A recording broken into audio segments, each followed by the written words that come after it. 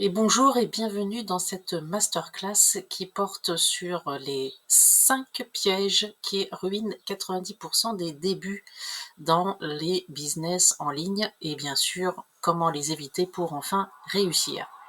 Alors, je voudrais tout d'abord commencer par des faits. De nos jours, il nous faut un boulot, tous nous sommes au même point, il nous faut un boulot pour payer les factures et on se retrouve devant deux possibilités. Soit on a un job que l'on aime, mais c'est pas facile à trouver ou accessible après de longues années d'études, genre un métier dans la culture du style archéologue ou bien dans la santé du style médecin. Là, c'est sûr, on a un job qu'on aime, mais c'est pas pour tout le monde. Et puis sinon, on a un job alimentaire. C'est pas forcément gratifiant et c'est pas toujours si rémunérateur que ça. Par exemple, la restauration ou bien l'animation. Et en général, ça ne dure qu'un temps parce que la vie change, on se marie, on a des enfants, bref, c'est pas toujours adapté. Et puis bien sûr, il y a d'autres éventualités. Un job qui plaît au début, puis on se rend compte que l'environnement est toxique, hein, genre des mauvais collègues, ou un job qui ne nous rapporte pas plus et qui est devenu juste une routine qui se répète et qui perd son sens jour après jour. Genre, je sais pas, travailler sur une chaîne de production, genre Amazon ou même, je sais pas, pire, sur une aire d'autoroute. Bref, des jobs vraiment répétitifs et qui n'ont aucune perspective. Alors, il faut savoir qu'on passe environ 6 heures par jour à son job, soit au minimum 30 heures de sa vie par semaine.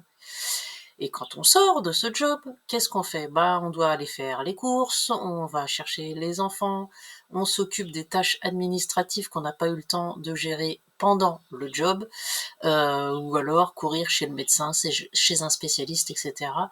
Bref, on fait des choses qu'on n'aimerait pas faire, on ne vit pas, on ne passe pas le temps à se déstresser, au contraire, on fait d'autres choses. Donc, à ce compte-là, les jours s'enchaînent et il n'y a pas de place pour le temps passé en famille, la pratique de sa passion, prendre soin de soi avec le sport, et puis on a des vacances qui passent à la vitesse de l'éclair si on peut s'en payer. Et pourtant, on a tous envie d'autre chose, on voudrait aller au restaurant plus souvent, on voudrait partir en week-end pour pouvoir s'aérer la tête, se payer une nounou pour pouvoir profiter de sa passion, ou se payer des fringues un petit peu plus qualitatives, tout simplement. Bref, des choses qui sont pas non plus des envies de millionnaire, mais l'envie de vivre. Et malgré tout, bah, c'est pas possible. Pourquoi? Parce qu'il faut payer le loyer, il faut économiser. Alors pourquoi? Pour payer le crédit de la voiture ou de la maison, pour accumuler en vue des futures études du gamin, ou bien quand même parce qu'on y tient, se payer des petites vacances au soleil, sachant que le prix de la vie augmente tous les jours et vos courses vous reviennent de plus en plus chères. Ça, vous l'avez tous vu. Bref, à ce compte-là, c'est le chemin vers la fatigue mentale, un job qui devient une routine sans intérêt, un job qui stresse, avec des symptômes comme la boule au ventre avant d'y aller, ce désappointement du dimanche soir quand on sait on va devoir y retourner dès le lendemain matin, de la fatigue qui monte sans cesse et une dévalorisation constante, sans parler des cas de plus en plus fréquents de dépression ou de burn-out. Eh bien, conséquence, on pense de plus en plus à trouver un autre job. On pense utiliser le quit revenge. Je ne sais pas si vous savez ce que c'est, mais ça devient de plus en plus fréquent aux États-Unis, des employés qui punissent leur patron, entre guillemets, par la démission, tout simplement. Mais tout le monde ne peut pas se le payer. Et ou alors on attend que le temps passe, vissé à son bureau, et ou alors on devient de plus en plus absent de soi-même, on passe son temps dans la lune. Et on se répète une chose, trouver un autre travail n'est pas si facile que ça et cela nous bloque. Cela nous bloque complètement. Donc on se retrouve complètement piégé alors qu'on veut juste retrouver du sens à sa vie, être revalorisé et puis quand même augmenter son revenu. Alors, au lieu de tout plaquer d'un coup, parce qu'on a trop attendu, ou bien de se figer dans l'inaction, il y a ce que j'appelle la voie du milieu. Alors, je vais te montrer 5 gros pièges qui peuvent t'attendre, parce que si tu décides d'agir sans attendre, mais sans lâcher ton job, il va falloir éviter des pièges. Pour te lancer dans un business en ligne, il y a des choses à faire et d'autres à pas faire. Et surtout, il faut éviter ces pièges de manière intelligente. Donc, je vais, dans cette masterclass, te démontrer, t'expliquer les 5 pièges qui sabotent 90% des gens qui veulent se lancer dans un business automatisé. Et puis, si tu restes à la fin, eh ben, tu vas avoir un petit cadeau que j'ai préparé spécialement pour toi. Donc, qu'est-ce que tu vas découvrir dans cette masterclass? Eh bien, voici les 5 pièges. Pourquoi chercher la meilleure idée est souvent une perte de temps? Pourquoi apprendre sans jamais passer à l'action t'empêche de décoller? Pourquoi croire qu'il faut être présent partout est une erreur? Pourquoi passer des heures sur ton logo et tes couleurs ne t'aide pas à vendre? Et pourquoi rester figé sur ton idée de départ peut te coûter ta réussite? Mon but à la fin de cette vidéo, c'est que tu sois plus clair, plus confiant et prêt à faire les bons choix dès aujourd'hui. Allez, on y va? Alors, piège numéro 1, chercher trop longtemps l'idée parfaite. Bah oui, alors voilà, tu veux trouver l'idée du siècle. Pourquoi? Parce que tu es stressé par rapport à ton travail, rapport à ce qu'on a dit il y a 2 minutes. Donc tu veux vraiment être sûr que ton idée est top, top, celle qui va marcher à tous les coups. Alors, je te comprends, mais laisse-moi te dire une chose. Ce n'est pas l'idée qui fait la réussite, c'est l'exécution, c'est la manière dont tu vas la mener. Trop de gens attendent d'avoir l'idée géniale, unique, jamais vue, et pendant ce temps, d'autres prennent une idée simple, déjà vue, et eux, ils passent à l'action. Et résultat, ils vendent, pendant que toi, tu te grattes encore la tête. Donc ce que tu dois faire, c'est valider rapidement une idée simple. Et dans ma formation, je te montre plusieurs méthodes pour arriver à valider cette idée sans te casser la tête. Parce qu'il y a des méthodes et des outils. Mais retiens bien une chose, vaut mieux une idée moyenne bien lancée qu'une idée géniale jamais lancée. Donc, sur mon Instagram, tu verras plusieurs posts là-dessus.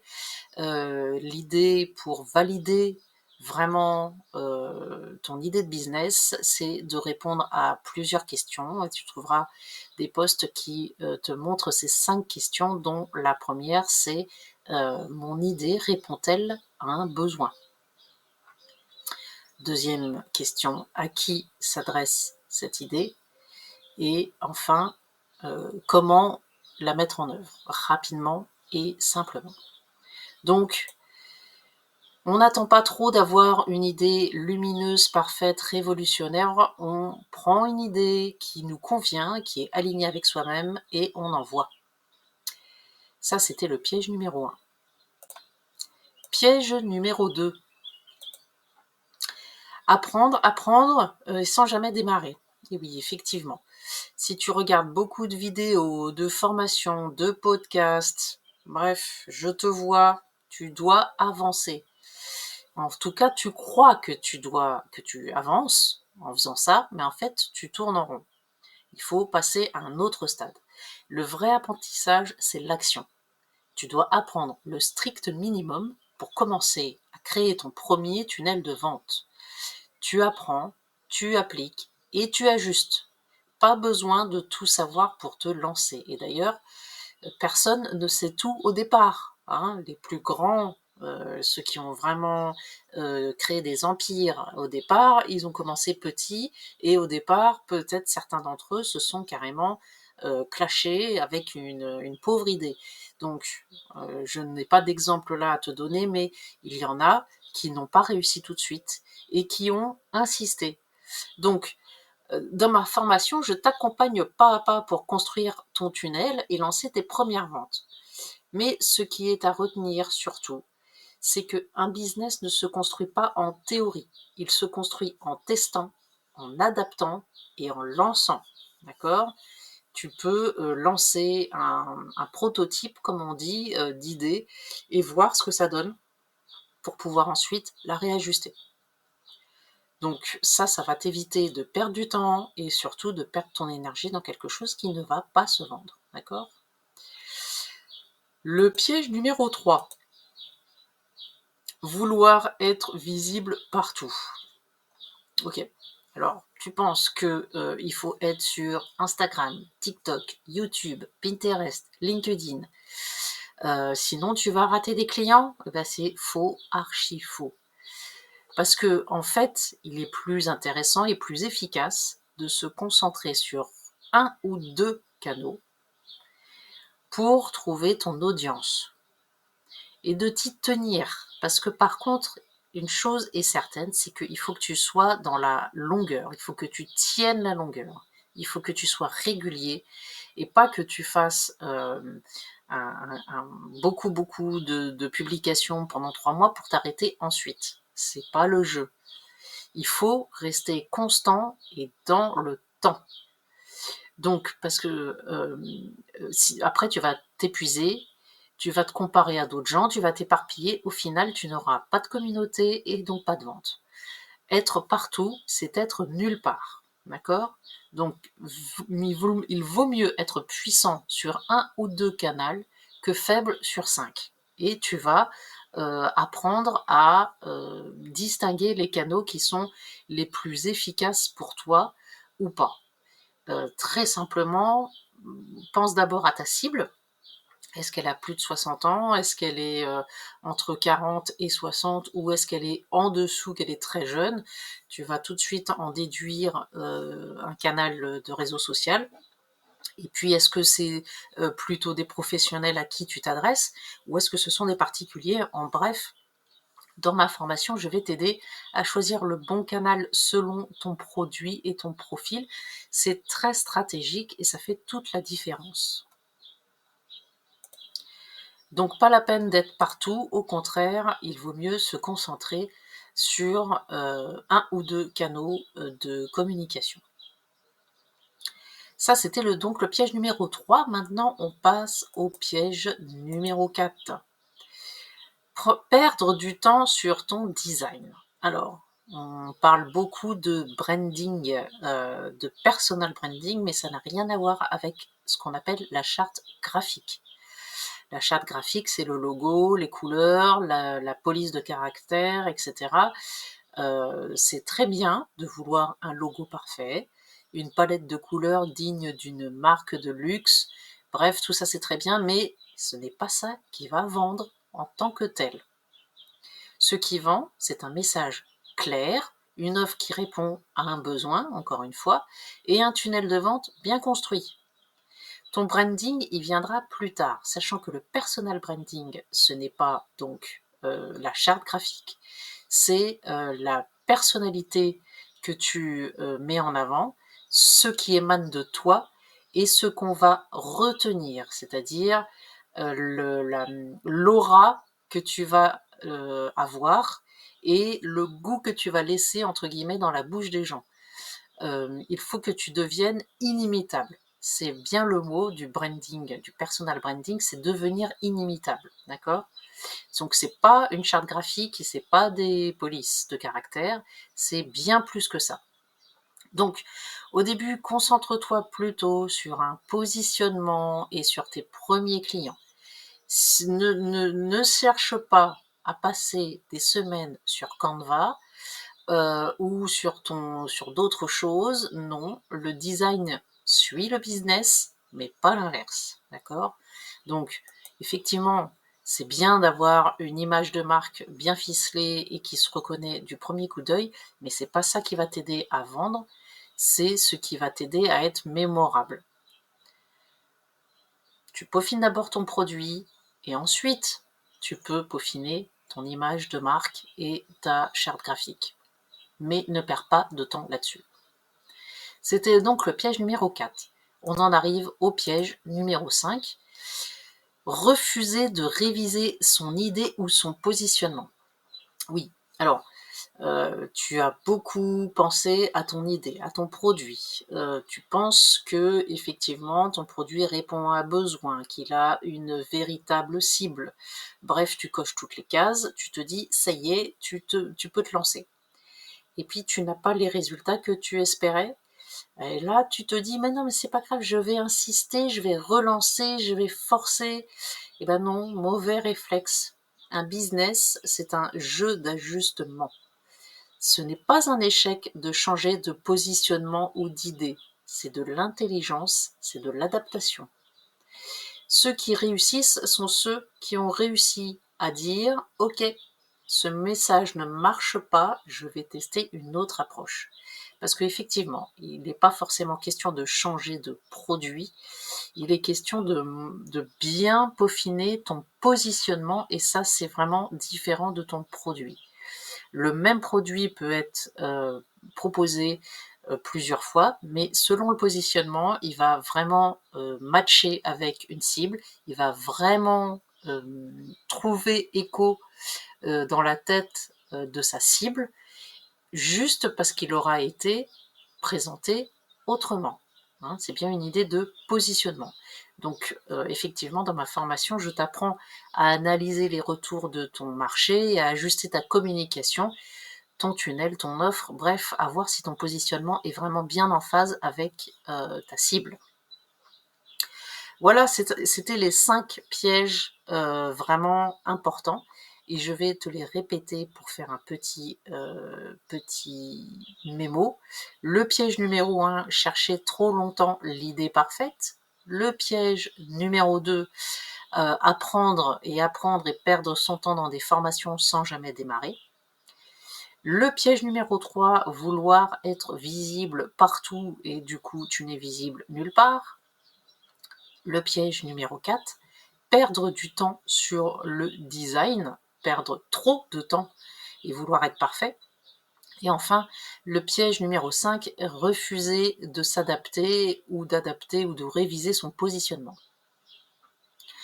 Donc maintenant que tu connais les pièges, tu vas pouvoir commencer à chercher ton idée de business. Et ça, effectivement, une partie de ma formation y est consacrée parce que c'est une question cruciale. Quel produit ou service puis-je vendre en automatique pour générer un revenu passif? C'est pour cela que j'ai consacré un module entier, car il existe des méthodes et des questions bien précises à se poser. C'est une des étapes les plus importantes, car on doit trouver quelque chose qui te convient, qui va être rentable et automatisable.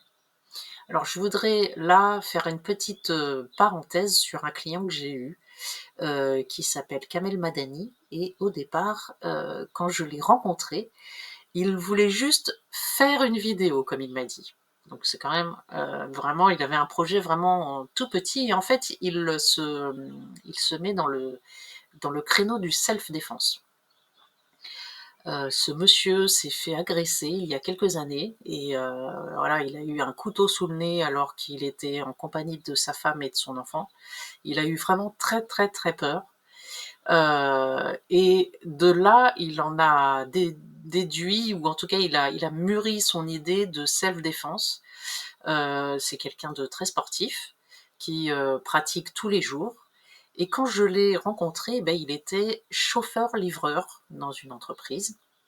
Et il voulait faire une vidéo pour montrer un petit peu ce qu'il savait faire en termes de self-défense.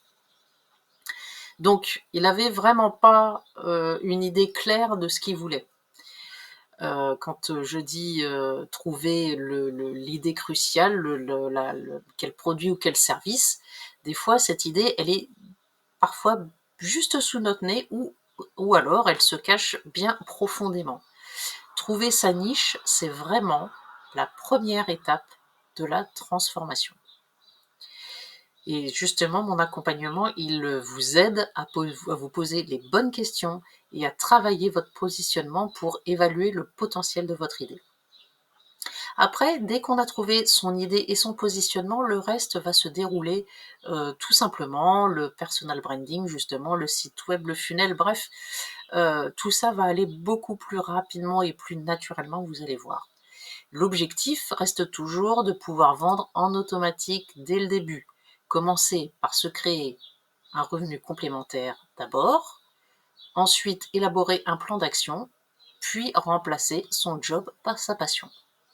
Et donc je reprends cet exemple de Kamel qui a démarré alors qu'il était donc chauffeur-livreur, et pendant qu'il était chauffeur-livreur, on a créé son site, on a travaillé son positionnement, donc notamment les cibles, et il en a défini plusieurs à qui il peut parler de manière très précise. Et ça a fait toute la différence parce que maintenant, c'est simple, il a pu démissionner de son travail et vivre de son coaching pleinement dans le domaine du self-défense. Donc, je dis pas que c'est il ne gagne pas non plus des millions, hein, je ne dis pas ça, mais il gagne correctement sa vie pour ne pas avoir à retourner travailler, par exemple, en tant que chauffeur-livreur. Et c'est pour cela que l'objectif des 3 cas par mois, c'est important, parce que ça va être un signal. Là, dès que vous serez à peu près à 2 cas par mois grâce à votre travail en ligne, c'est un objectif que vous allez pouvoir démissionner en toute tranquillité. Et puis, vous allez voir une chose quand vous aurez démarré la formation.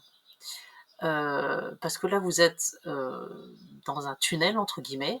Vous avez votre job, vous vous y accrochez, mais vous vous sentez piégé, etc. Et quand vous allez commencer cette formation pour démarrer votre business en ligne, eh ben, vous allez voir que votre job de tous les jours va vous paraître beaucoup plus léger parce que vous allez avoir un autre objectif en tête. Quand vous allez en parler à vos collègues, vous allez avoir des regards envieux ou admiratifs, vous allez voir, avec des choses du style « Ah, tu te lances etc. » Vous allez voir que ça va faire parler autour de vous. Et puis au moment où vous allez partir, vous allez être une personne différente. Et vous vous demanderez comment vous avez fait pour attendre aussi longtemps. Et vous allez voir encore une fois la réaction de vos collègues, et je parie que certains vont venir vous voir en vous disant « Mais vraiment, tu as du courage de le faire, etc. Moi aussi, je voulais faire ça il y a longtemps et j'ai pas réussi à le faire, etc. » Vous allez voir, les langues vont se délier et vous allez passer pour quelqu'un de très courageux. Et puis, vous serez fier de vous, tout simplement, et de l'image que vous renvoyez à votre entourage, peut-être à vos enfants, etc. Donc, quand vous allez démarrer cette formation, vous n'aurez même pas en tête ce que vous allez être au bout de cette formation. Vous allez être une autre personne. Alors, maintenant, je vais vous expliquer une chose, c'est que je refuse de dire un peu comme ce que vous pensez voir ou ce que vous pouvez voir beaucoup sur les réseaux, tous ces coachs business qui vous font espérer gagner 10K en 3 mois. Bon, moi, je ne suis pas dans ce discours-là. J'ai un discours de vérité. Ça sera certainement un petit peu plus long et un petit peu plus difficile. Pourquoi ? Parce que je suis multipreneuse depuis 2005, ok, donc je sais ce que c'est. Et certaines de mes tentatives se sont avérées tout simplement pas adaptées à moi. Ok. Donc, par exemple, je vous donne un exemple, j'ai tenté la vente de t-shirts sur des festivals. Alors, il faut savoir qu'en 2 mois, j'ai fait 6 000 €, donc c'était tout à fait correct, mais vraiment, j'en pouvais plus. C'était pas fait pour moi. J'ai un discours de vérité parce que j'ai vécu le harcèlement au travail, le harcèlement de ma patronne, et je sais que ce genre de dévalorisation prend du temps à se soigner. Je le sais, je l'ai vécu et c'est pour ça que je pense que c'est moins stressant de commencer, ma formation par exemple, en gardant son job pour pouvoir s'épanouir ensuite. Il n'est pas question de tout lâcher d'un coup. Il faut garder les pieds sur terre, les factures ne vont pas se payer tout de suite avec votre job en ligne, d'accord? Donc, d'autres choses, je suis persuadée que les plus grandes révolutions personnelles, ça se fait pas en 3 mois. On n'est pas fait pour évoluer aussi rapidement. C'est pas vrai. Sinon, on se fait mal psychologiquement. Et puis, il faut que ce soit durable, d'accord? Donc, pour que ton business en ligne soit durable, il faut un temps de test. C'est pas un saut à l'élastique au bord du pont, hein. Donc, il faut tester, il faut prendre le temps d'y penser, de bien poser les choses et son positionnement. Ça, c'est crucial. Donc, on ne prend pas les choses à la légère et on ne fait pas les choses à la va-vite, sinon on va droit dans le mur. Je suis convaincue que les transformations les plus durables sont celles qui sont le fruit de réflexion et de questionnement profonds. Donc c'est pour ça que j'ai l'habitude de dire qu'il y a 3 étapes fondamentales. D'abord, commencer à se créer un revenu complémentaire. Ensuite, élaborer en soi une autre vision du travail, parce que vous allez voir que c'est une autre manière de travailler. Et enfin, devenir une meilleure version de soi, d'accord? Donc c'est pas en 2 jours que ça se fait. Mais dans tous les cas, c'est l'inaction qui est un danger, clairement. Et maintenant, tu me diras, par quoi on commence? Eh beh, la première étape, c'est de prendre conscience de ton potentiel réel. Et oui, et c'est pour ça que j'ai créé un petit quiz rapide et fun. Ce petit quiz, quand tu vas arriver au bout, il va te dire combien tu pourrais gagner avec un business automatisé en ligne selon ton niveau d'engagement. Il n'y a pas besoin d'idées ni de compétences techniques, hein. Juste toi, ton énergie et quelques questions. Donc c'est rapide, gratuit, c'est souvent très révélateur. Tu peux cliquer dans le lien qui est dans ma bio Instagram. Encore une fois, je le répète pour finir, c'est vraiment le fait de rester figé qui est mortel. Parce que tu vas passer un temps fou à te demander est-ce que j'y vais, est-ce que j'y vais pas, etc. Et en attendant, le temps passe. D'autres, eux, passent à l'action et ils ont des résultats, tandis que toi, tu ne fais que les regarder. Et dans quelques mois, même dans 6 mois, tu vas te dire j'en suis toujours au même point. Donc, agis, commence de suite ta réflexion, parce que c'est comme ça que se font les choses et que les transformations arrivent. On commence petit à petit et on finit complètement différent. Voilà, donc n'hésite pas à aller voir sur mon Instagram, le lien en bio, le petit quiz qui va te dévoiler beaucoup de choses sur toi-même et n'hésite pas à me contacter si tu as des questions.